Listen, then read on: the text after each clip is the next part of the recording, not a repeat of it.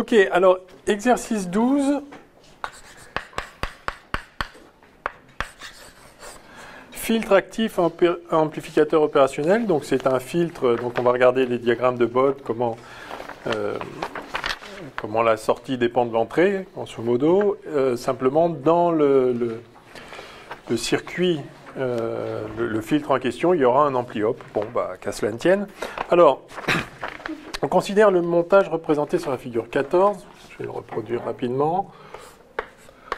La tension d'entrée est ici. Alors, on rentre dans un condensateur C1, de capacité C1, résistance R1. Alors, ce condensateur est en parallèle avec un interrupteur K1, c'est-à-dire que si on ferme l'interrupteur, ça court-circuite le condensateur. Le courant va passer, même en régime continu, ça va passer.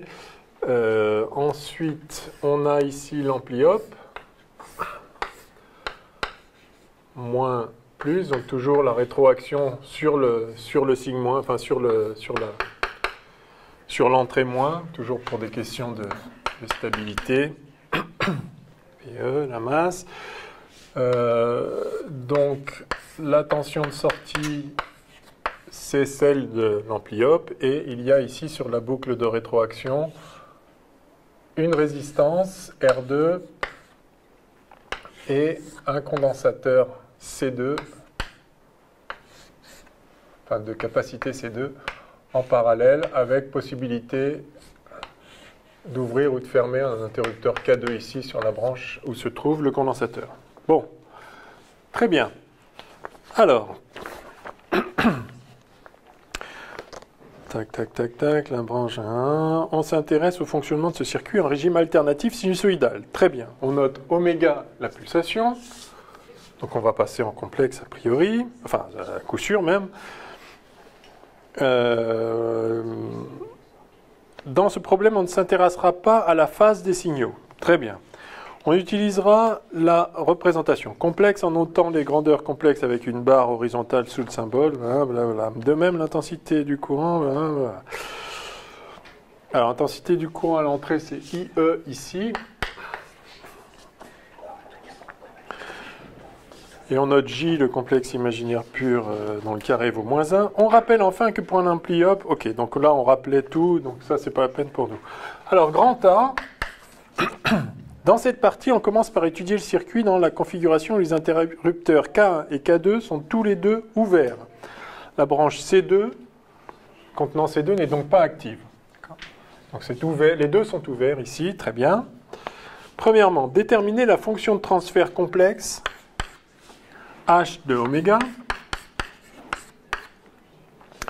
qui, c'était rappelé ici, est donc égal à Vs sur Ve par définition, en fonction des données du problème et de oméga, la pulsation des signaux. Montrer qu'elle peut se mettre sous la forme, ok, bon, donner l'expression, ok, bon, bah alors on va calculer Vs sur Ve. On a VE complexe, qui est égal à UC1 plus UR1. En gros, c'est oui. C'est ZT1I1 plus I1. Oui, tout à fait. Donc, VE ici, c'est égal à... Alors, ce Z-là, c'est 1 sur JC1 oméga. Et puis, plus R1. Tout ça fois IE. D'accord ? Complexe. Donc là, on est arrivé là, puis là, il y a 0, puis là, il y a 0. Ok, donc VE, ça fait ça. Et maintenant, que vaut VS ?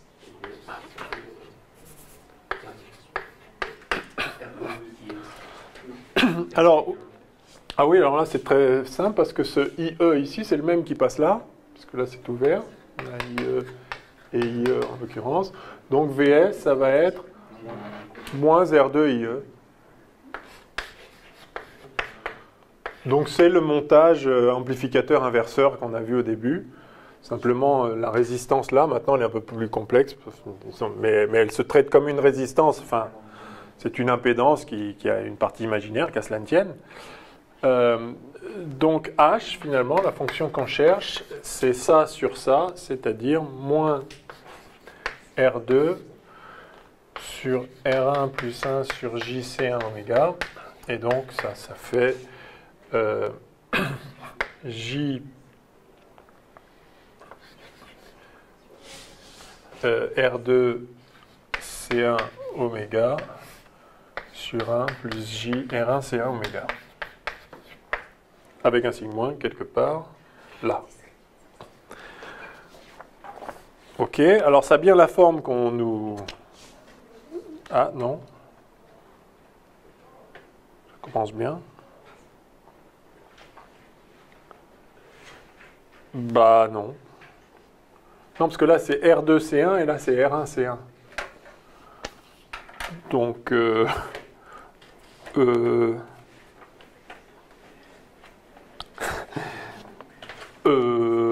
non, j'ai fait une bêtise quelque part, je sais pas où. Ah oui, non mais si, oui. On peut, oui, d'accord.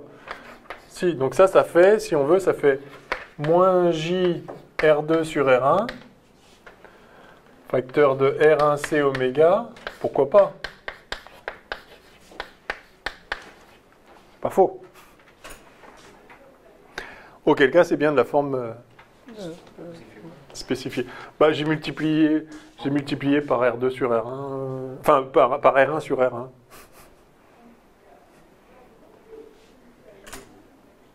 Why not, hein? Donc du coup, j'ai bien H de oméga qui vaut moins J. Alors la forme qu'on nous propose, c'est moins J H0 oméga sur oméga 1 sur 1 plus oméga sur oméga 1. J oméga sur oméga 1. Quoi? Moins J. Ouais, mais au dénominateur, il y a un J R1 C1 oméga. Ah oui, pardon, bien sûr.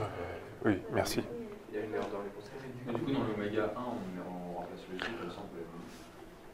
Après, on met un J dans le H0. Non, il y a une erreur dans l'énoncé, là. Oui, il y a J. Vous proposiez quoi? Dans le oméga 1, on met un J. Comme ça, non. Comme ça, en bas, on enlève le J, en haut, on enlève le J. Et ensuite, dans le H0, on rajoute un... mais ça n'a pas de sens. Non, je veux dire oméga. Ça n'a pas de sens, mais au moins, Oui, ça permet... Oui, mais c'est une erreur d'énoncé, clairement. Oui.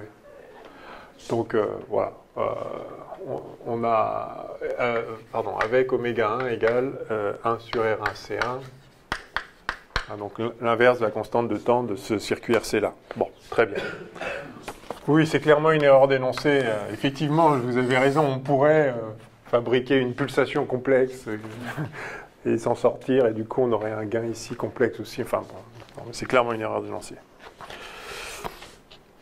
Alors, donner l'expression de H0 et oméga 0. Donc, oméga... Ah, c'est oméga 0 ? Non, oui, c'est encore une erreur d'énoncé. C'est oméga 1, bien sûr. Et par contre, H0, ça, on peut l'écrire, c'est moins R2, enfin, c'est même R2 sur R1.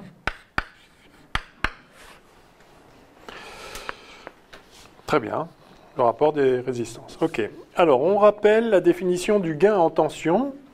G égale module de H bar, enfin de H. Et celle de sa valeur en décibels, GdB égale 20 log à base 10, hein, de G. Ok, donc ça c'est ce qu'on a vu hier. Alors, donner l'expression de G de oméga pour le montage considéré. Donc le gain, c'est le module de ça. Donc c'est le module du nombre du dessus divisé par le module du nombre du dessous. J, évidemment, c'est le module 1. Donc en fait, ça nous fait H0 oméga sur oméga 1 sur racine de 1 plus oméga sur oméga 1. Le tout au carré, enfin tout ça au carré en bas, là. Voilà. Et déterminer son comportement asymptotique dans la limite des très grandes pulsations, puis dans la limite des très petites pulsations. On précisera ce qu'il faut entendre par très grande et très petite. Alors, que faut-il entendre par très grande et très petite? Voilà, c'est par rapport à oméga 1, bien sûr. Hein. Donc, quand oméga est très petit devant oméga 1, alors G de oméga... donc ça compte pour du beurre, là. Et du coup, en gros, c'est H0, oméga sur oméga 1. Donc le gain croît linéairement avec la pulsation, c'est-à-dire que le gain en décibels croît avec une pente de 20 décibels par décade. On verra après en décibels, pour l'instant on nous demande juste G, donc voilà. Et maintenant pour oméga grand devant oméga 1, là du coup c'est le 1 sous la racine qui compte pour du beurre. Et donc la racine du carré, ça fait la valeur elle-même. Et donc on a ça sur ça qui fait 1. Et donc on a G de oméga qui en gros est égal à H0. Très bien. Alors, on va bien nous demander de le tracer à un moment. Quelle est la valeur maximale du gain Gmax? Je vous écoute.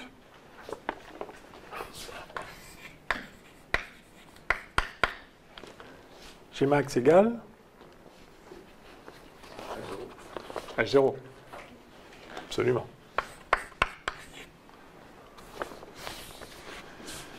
Et elle est obtenue quand oméga tend vers l'infini. Sinon, le nombre ici en dessous là, est toujours plus petit que ce nombre au-dessus, puisque c'est la racine de lui au carré, mais plus 1. Donc c'est toujours plus petit que H0, et quand ça tend vers l'infini, ça tend vers H0. OK. Dans quel domaine de fréquence est-elle atteinte? Donc, quand oméga est grand devant oméga 1. Réécrire l'expression de G oméga en faisant intervenir G max. Bon, OK. Donc G de oméga, c'est en fait G max facteur de oméga sur oméga 1 sur racine de 1 plus oméga sur oméga 1 carré. Bon, c'est la question qui n'a strictement aucun intérêt.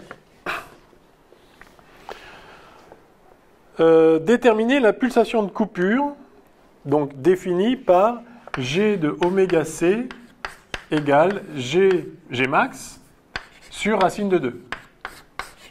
Ouais, donc ça, c'est vraiment la définition de la pulsation de coupure, vous vous en souvenir.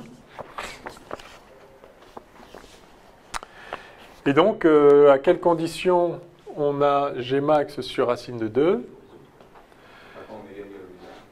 Alors effectivement, quand oméga vaut oméga 1, ça saute aux yeux que là ça fait 1 et là ça fait racine de 2. Donc il n'y a pas... Il n'y a rien à résoudre. Enfin, disons, ça se résout à vue. Donc oméga C égale oméga 1, c'est-à-dire R1 C1 ici. Très bien.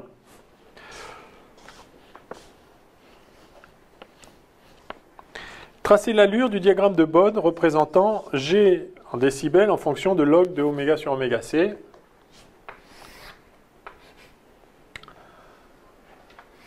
Alors, donc le diagramme de Bode, comme toujours. Quand on s'intéresse au gain en décibels, donc c'est logarithmique. Voilà. Alors en oméga C, le log de oméga sur oméga C vaut 0. Et le GdB, ça va donc être 20 log de ça. Donc il y a un 20 log de Gmax plus des choses. Bon, on va peut-être écrire directement les asymptotes en fait.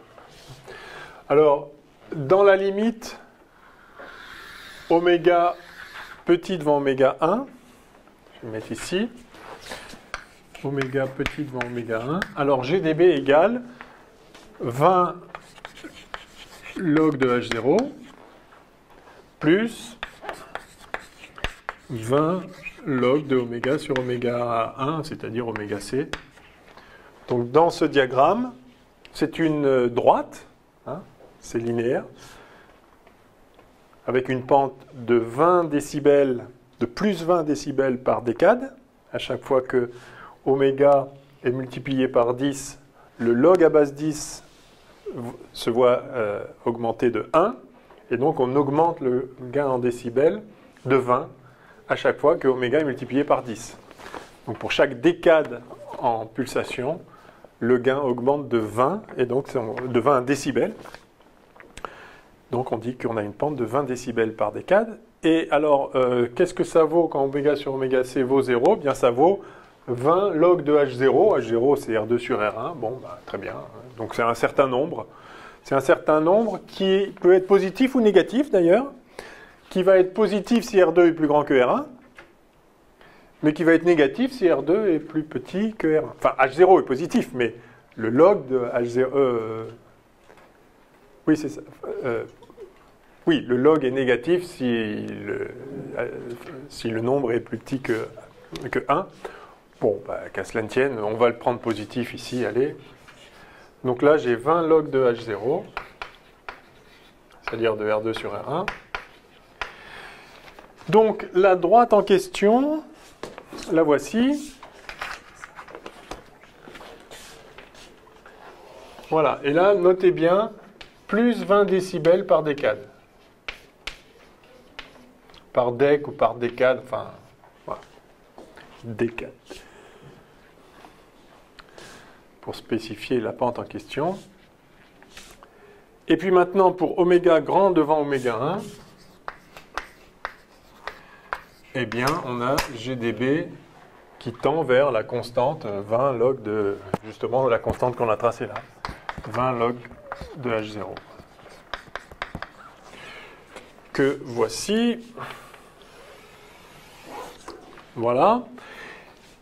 Et donc pour tracer, ça va faire un truc qui vient raser là, puis là, qui coupe quelque part. Alors qui coupe où?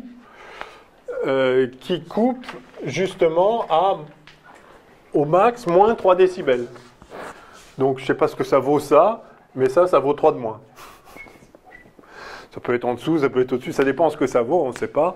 Donc ce qui est important de préciser, c'est ici, vous avez moins 3 décibels. Enfin, l'écart entre les deux, c'est 3 décibels. Et du coup, là, c'est à 20 log de Gmax sur racine de 2 en soi.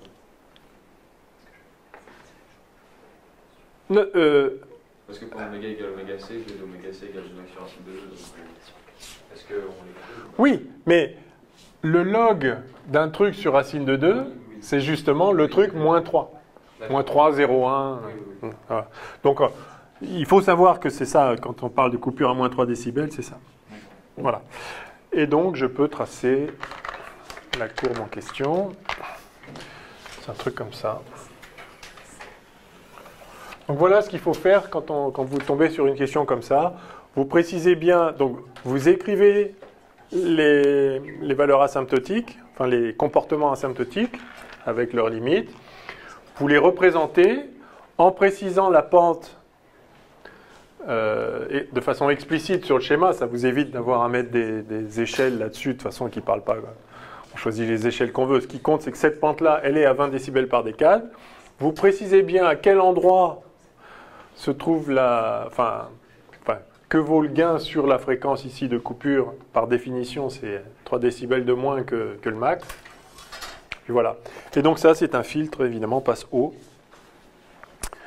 au coupe bas. Quoi d'autre? Tracer l'allure, ok, c'est fait. Quel nom générique? Bon, ben voilà. Quel nom générique donne-t-on à un filtre électronique de ce type? Voilà, passe haut. Ok, alors, deuxième partie. On étudie le circuit dans la configuration où les interrupteurs K1 et K2 sont tous les deux fermés. On les ferme. Hop. Et si celui-là est fermé, enfin, je peux l'écrire, mais voilà ce qui se passe. De sorte que la branche contenant C2 devient active et qu'au contraire, celle contenant C1 est court-circuitée. Donc c'est comme s'il n'y avait pas C1 ici. Hein. D'ailleurs, que vous avez un fil, le courant il passe là.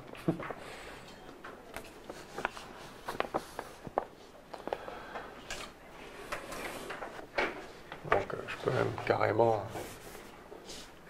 le remplacer par un fil. Voilà. Donc voilà la nouvelle configuration. Alors, donner l'expression de la nouvelle fonction de transfert et du gain correspondant. Bon, let's go. Vous voyez, quand vous avez compris le principe, ces petits exercices sont tout à fait élémentaires. Hein. C'est toujours la même chose. Bon. Donc, c'est pareil. VS, ça va être moins ça sur ça, fois VE.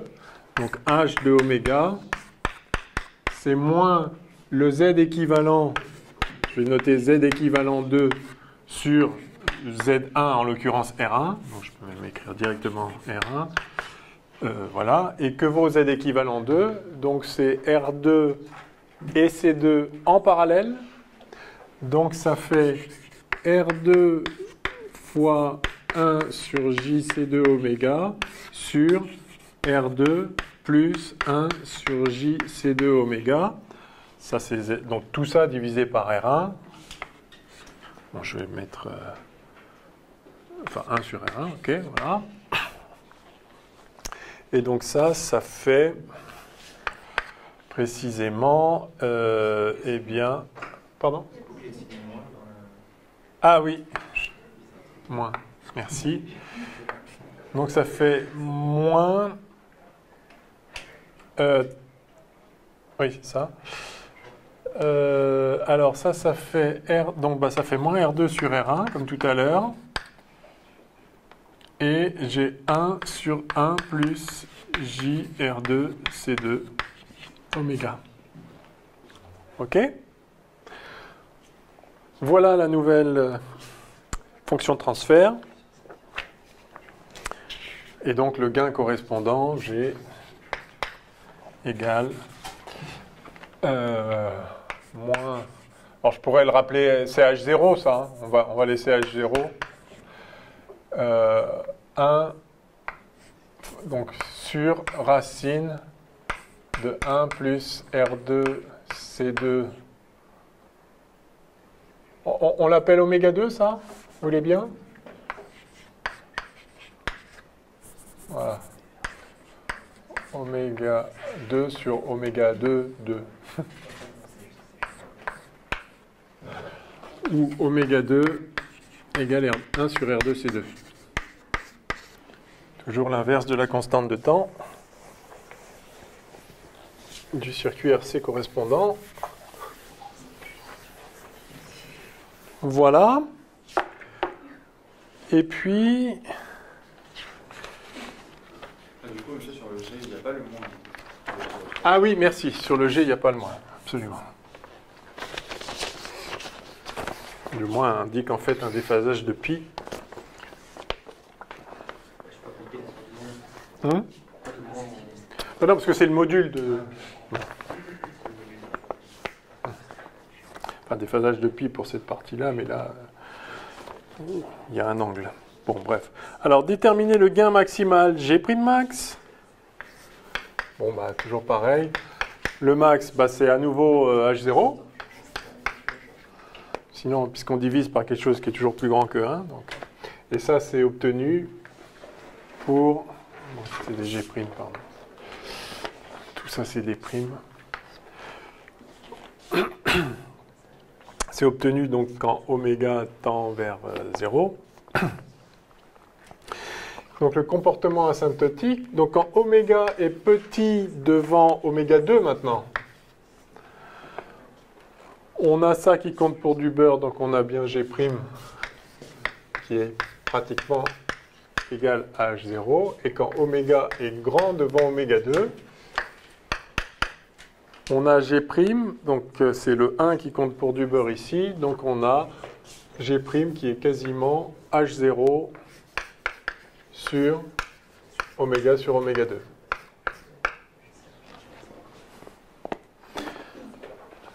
Bon. Déterminer la nouvelle pulsation de coupure. Alors, pour quelle valeur on a le gain qui vaut 1 sur racine de 2 du max, c'est-à-dire de H0. À nouveau, pour oméga égale oméga 2. Vraiment pas difficile. Oméga C égale oméga 2. Cool. Tracer le diagramme de Bode. Ça, c'est oméga prime C, bien sûr. Alors, on a toujours notre max ici. En fait, le G' max, c'est le même que G max. C'est 20, enfin, en dB d'ailleurs. Donc, c'est 20 log de H0. Et on a, alors, une asymptote horizontale A, la valeur max ici, pour les petites pulsations. Ça, c'est en fonction de log de oméga sur oméga prime C. Et puis, là, si on prend le gain prime en décibels, c'est donc 20 log de ça, c'est-à-dire 20 log de H0 moins 20 log de oméga sur oméga C, c'est-à-dire c'est une droite avec une pente de moins 20 décibels par décade et qui passe par le point 0,20 log 2, donc qui passe par là. Voilà, et donc là vous notez moins 20 décibels par décade. Et puis ensuite vous spécifiez qu'en oméga C, on est à 3 décibels en dessous. Voilà. Filtre passe bas. Donc ça va vous couper toutes les hautes fréquences. Dans la dernière partie, on étudie le circuit dans la configuration où l'interrupteur K1 est ouvert et l'interrupteur K2 fermé. Alors, si K1 est ouvert, on avait C1 ici. Donc voilà ce qu'on a.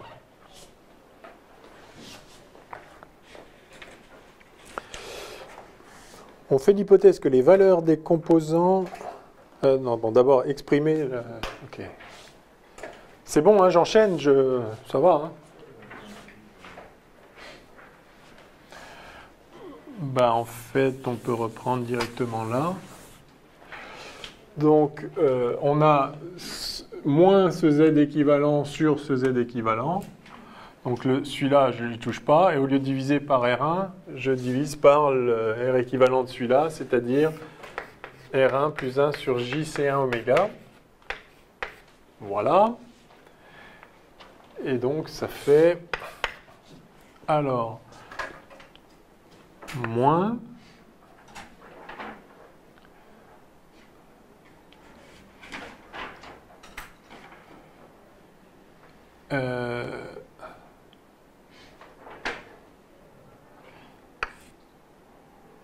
moins R2 sur R1, facteur 2,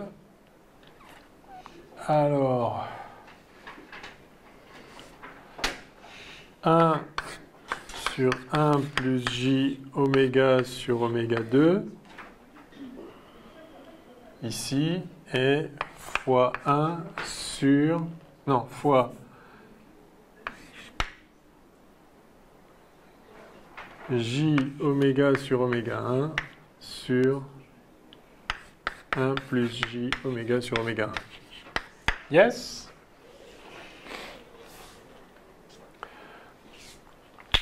Ouch. Shit.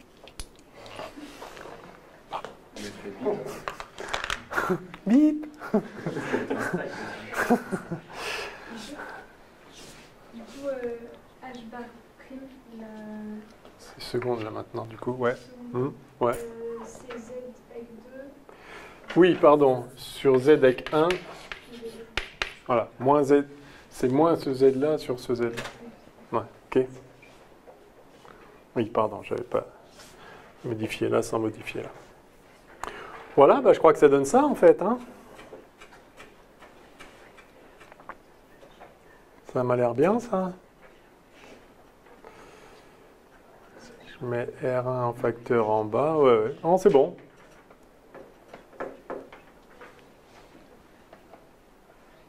Ouais, ok. Alors,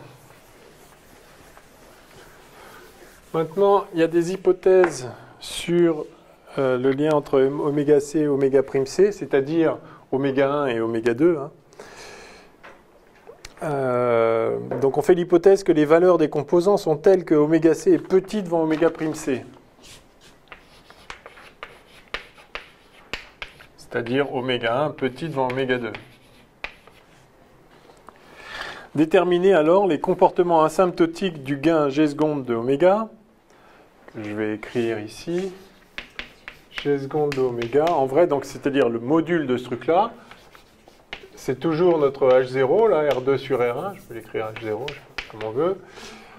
Et puis j'ai en haut, enfin j'ai d'abord oméga sur oméga 1 sur racine de 1 plus oméga sur oméga 1 carré. Ça, c'est ça, là. Je les intervertis pour avoir 1 avant 2, mais ça n'a aucun intérêt. Mais bon, c'est comme ça. Pourquoi pas. 1 plus oméga sur oméga 2 carré. Voilà. Voilà le gain. Donc, chercher les comportements asymptotiques.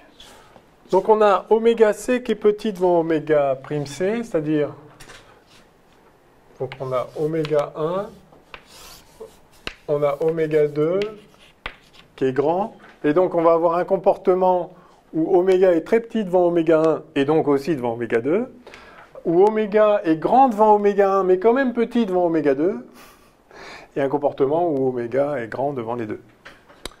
Alors allons-y, quand oméga est petit devant oméga 1. Tout ce que je dis à l'oral, là, on est d'accord qu'il faut l'écrire sur la copie. Il ne faut pas juste écrire les lignes de calcul que je... C'est vraiment important, parce que sinon, vous avez des machins, on voit... Enfin, les lignes de calcul, c'est illisible, et surtout, si jamais il y a une erreur, ben, on ne peut rien pour vous. Tandis que si vous avez expliqué ce que vous faites, ok, c'est bon, on comprend, quoi. Donc, il faut... Enfin, tout ce que je dis à l'oral, il faut l'écrire. Sauf quand je fais tomber une craie. Il vaut mieux éviter. Ok, alors quand oméga est petit devant oméga 1, lui-même petit devant oméga 2, pour rappel, donc ça veut dire que tous ces 1 plus machin, ça fait 1, et donc on a juste G seconde de oméga, qui en fait est quasiment égal à H0. Autrement dit, le gain seconde en décibels, c'est 20 log de H0. Bien. Quand oméga est entre les deux pulsations de coupure des filtres précédents, on a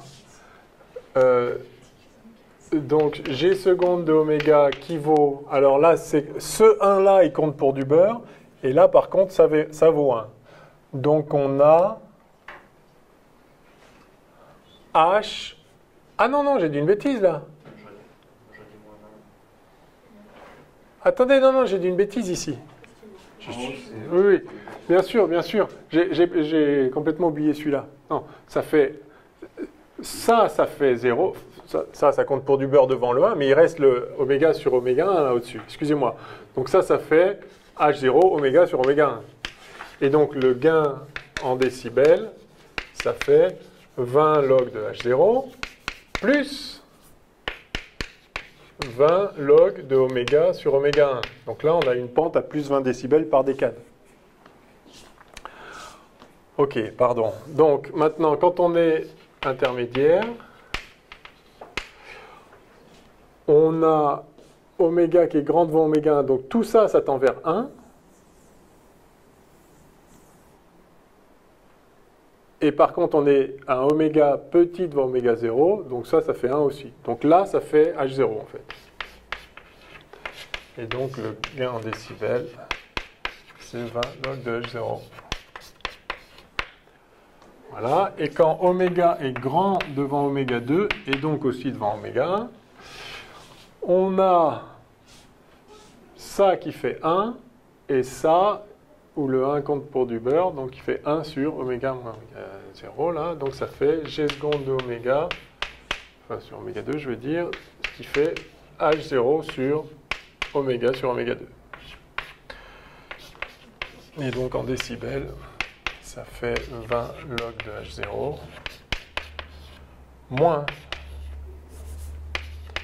20 log de oméga sur oméga 2, pente à moins 20 décibels par décade. All right. Et il n'y a plus qu'à tracer, non? Tracer l'allure. Allez. Alors, il faut choisir en fonction de oméga sur oméga ce qu'on veut, là. En fonction de oméga sur oméga 1, oméga 2, oméga 1. Allez, en fonction de 20 log de oméga sur oméga 1. Le gain en décibels, alors on a la valeur remarquable toujours qui est le 20 log de H0, c'est-à-dire R2 sur R1. Donc, comportement asymptotique pour les petits oméga, c'est une droite qui arrive là, en ce point-là. Hein. Si log de oméga sur oméga 1 vaut 0, on arrive là. Et ça, une pente de 20 décibels par décade.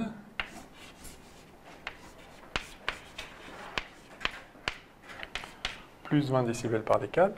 Ensuite, entre oméga 1, donc là on a oméga 1, on est d'accord. Hein, ici on aura oméga 2, c'est-à-dire en fait, moi je vais le mettre un peu plus loin même, log de oméga 2 sur oméga 1.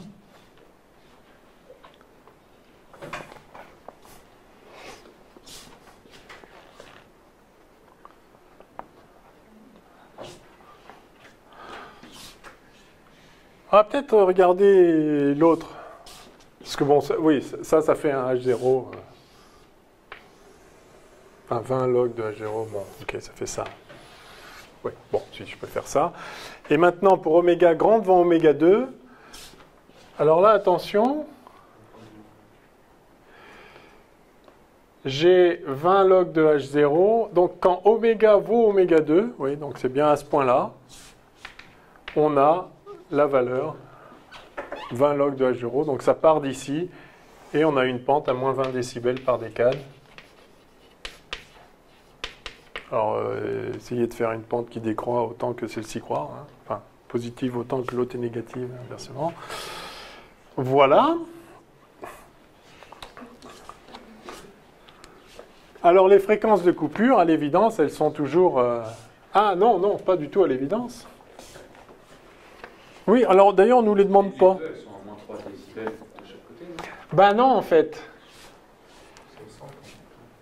Parce que si oméga vaut oméga 1, ça va faire du racine de 2, mais il y a un truc en plus, là. Ouais, mais... Ah oui, mais oméga 1 est petit devant oméga 2. Petit devant, ouais, c'est ça.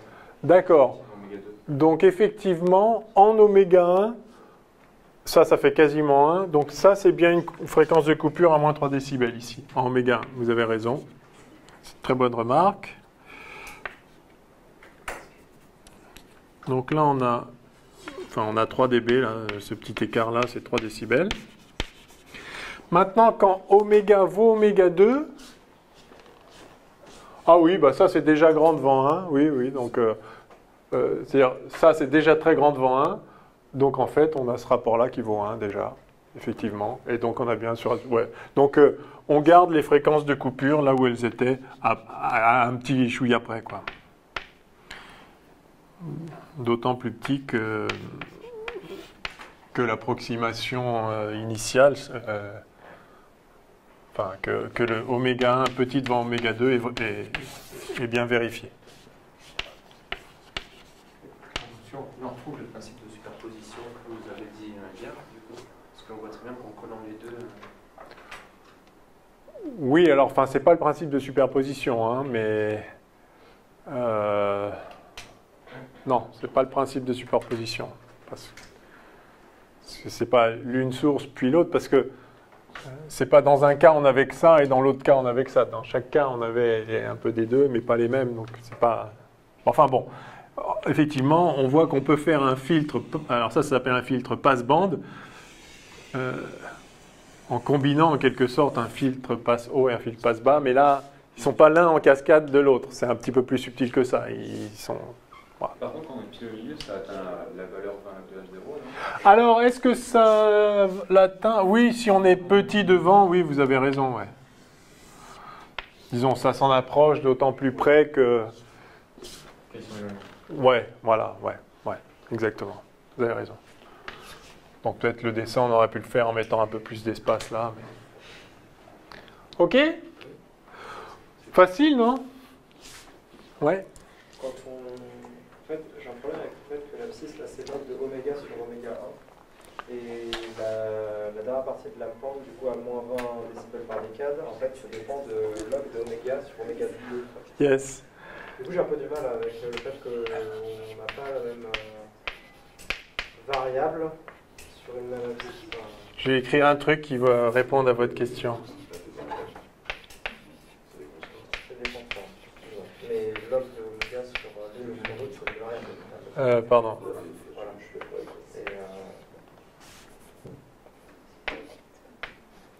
Voilà. Voilà. Pardon.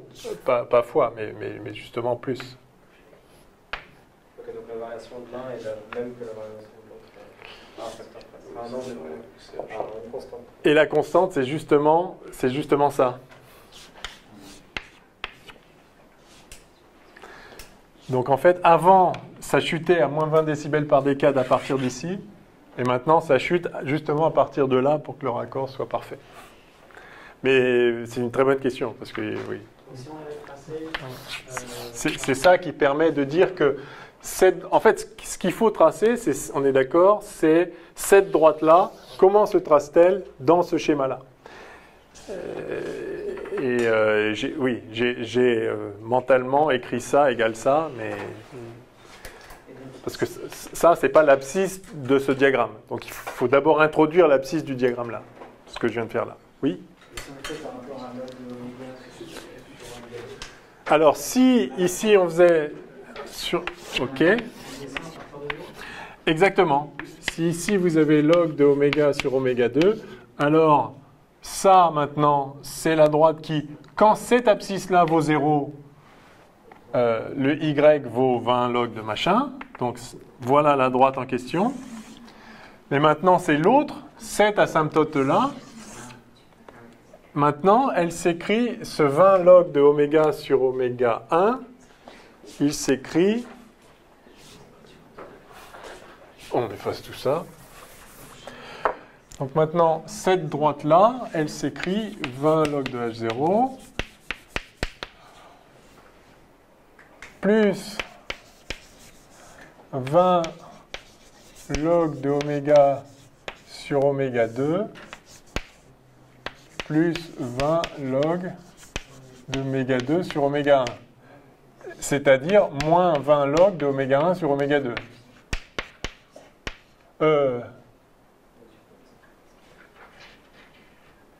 C'est oméga 1 qui est petit? Oui, enfin bon, oui, d'accord, plus, ouais. Bon.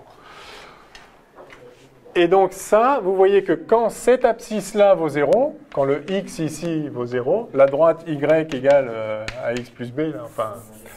Donc, quand ce x vaut 0, vous voyez que le y, c'est ça plus ça.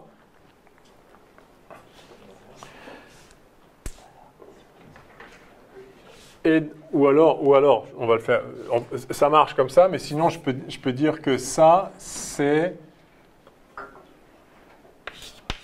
20 log de H0 plus 20 facteur de log oméga sur oméga 2 plus log oméga 2 sur oméga 1. D'accord? Donc j'ai y égale ce y0 plus 20 facteur de x plus le log en question. Donc cette droite-là, c'est bien celle qui, quand x vaut moins log de truc, donc il est là, vaut y0. Et après, c'est une pente de 20. Voilà. Donc ici, j'ai effectivement moins log de oméga 2 sur oméga 1, c'est-à-dire log de oméga 1 sur oméga 2. Et là, j'ai 0. Mais en fait, quand oméga monter un petit peu, il n'aura pas vraiment encore un comportement. Est-ce que ça ferait pas une bosse en réalité au-dessus? Ah, ça peut pas passer au-dessus. De toute façon, ça c'est plus petit que 1 et ça c'est plus petit que 1. Donc ça ne sera jamais au-dessus de H0. Ouais. ça, c'est toujours plus petit que 1. On divise par plus que 1. Et là, on divise par plus que ce qu'il y a au-dessus. Ce qu'il y a au-dessus, c'est ça, donc encore un peu plus. Ouais? Pas compliqué? Alors, bizarrement, cet exo qu'on a posé, que j'avais préparé pour le CAPES de, je sais pas, le CAPES blanc de 2014, je crois que quasiment personne l'a fait, quoi. Enfin, l'a bien fait. Mais vous auriez su le faire. Mais d'accord. Voilà. Vous voyez, c'est... Enfin, non, mais c'est assez standard. Enfin, on voit que c'est standard, quoi. C'est pas très compliqué. Il faut poser les choses proprement. Voilà, la fin commence à être un petit peu délicate, effectivement. Enfin, délicate. Disons, il faut... Disons qu'il faut bien lire, il faut bien faire... Voilà, il faut... Voilà, il faut bien l'avoir assimilé. Oui, c'est moins totalement l'application immédiate du cours. Mais enfin, voilà, ça reste accessible. Bon, qu'est-ce que vous voulez qu'on fasse? On continue un petit peu? Oui? La relation avec les logs que vous avez écrits tout en bas, là, du coup, log et oméga, voilà, celle-là. Vous êtes sûr que c'est bien du coup log oméga 1 sur oméga 2 et pas l'inverse? Oui, parce que log de A plus B, enfin log de A plus log de B, c'est log de AB. Donc ça fait log de ça fois ça, c'est-à-dire oméga sur oméga 2. Yes, ok, ouais. Ouais. Non, parce qu'en fait, il y avait marqué log, enfin, il y avait marqué l'inverse sur le graphe. Et Non, non, non. vous voyez la différence. Non, non, non, c'est bien log de oméga 2 sur oméga 1. Et là, du coup, ça c'est moins log de oméga 2 sur oméga 1. Ouais. Donc la droite, alors ça devient le bazar là. Je vais, ok. Ok.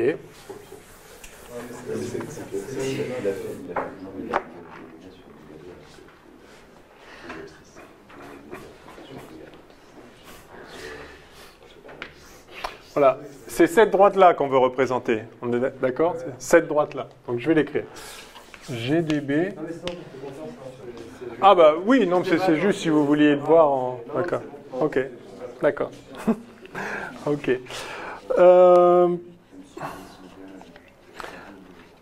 Peut-être on fait une ou deux diodes ou on fait... Ça dépend combien de temps vous voulez qu'on...